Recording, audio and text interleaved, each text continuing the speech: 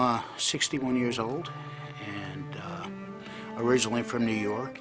I went to high school on Long Island and was pretty much involved in every sport there was.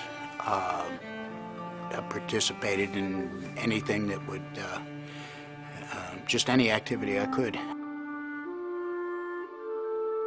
From there, my father offered me a brand new car if I got a college scholarship. So 64 scholarship offers later, I had a brand new car and went to Wake Forest University.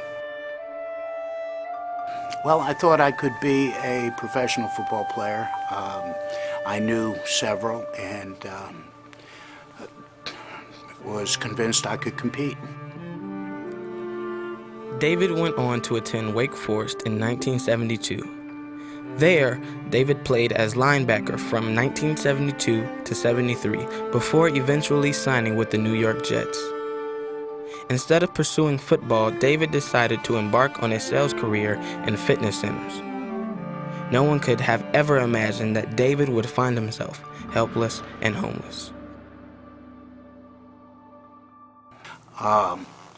I think in retrospect, I look back and, of course, during football in college and semi-pro, the self-medication after the games didn't help.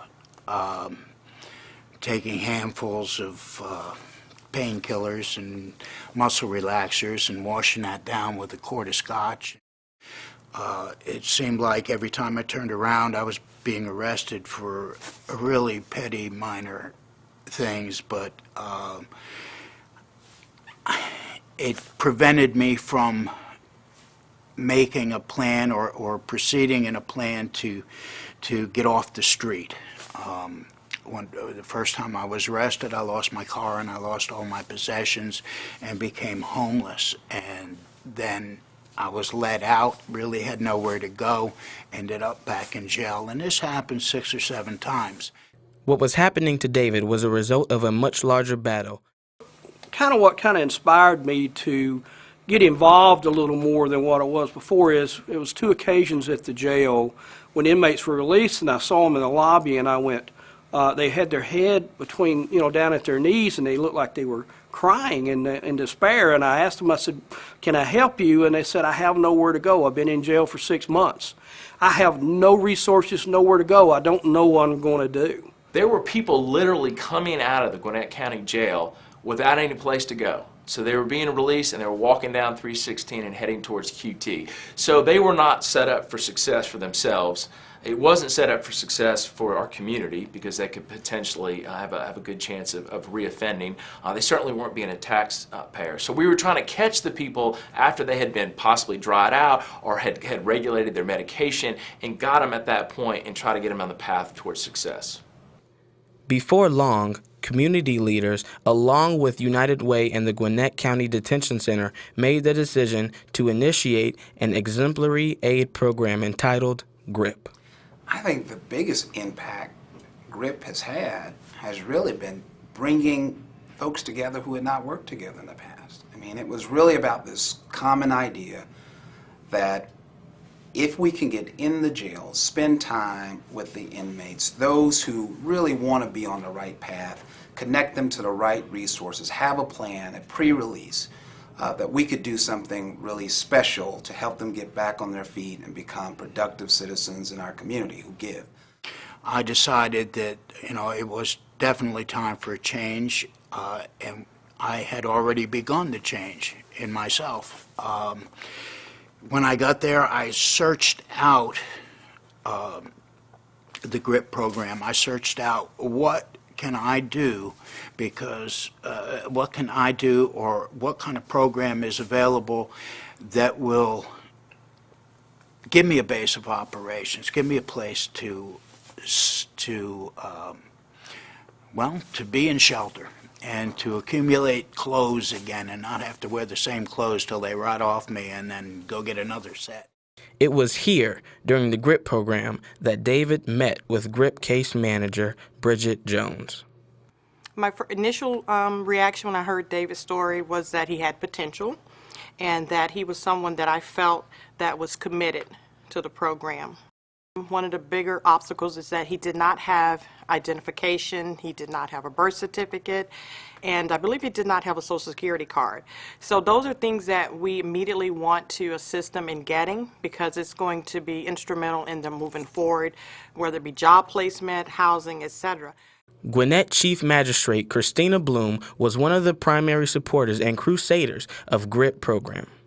I think statistics show in certain levels of crime and certain socioeconomic status, people who end up in the system have a percentage chance of being rearrested if they have issues with poverty, if they have issues with mental health, if they have issues with even simple things like transportation, when there's that kind of hopelessness about it. So what GRIP looks to do is partner that person with the specific sort of assistance they need, whether it's just a ride home or whether it's housing assistance, employment assistance, learning how to do a resume, to get people out of the cycle of constantly being brought into the jail as a hopeless sort of last resort. Along with providing skill training, GRIP also offers further resources, as Viewpoint Executive Director Jennifer Hibbert explains. The statistics show that in Georgia, approximately 20% of the inmate population suffer with mental illness.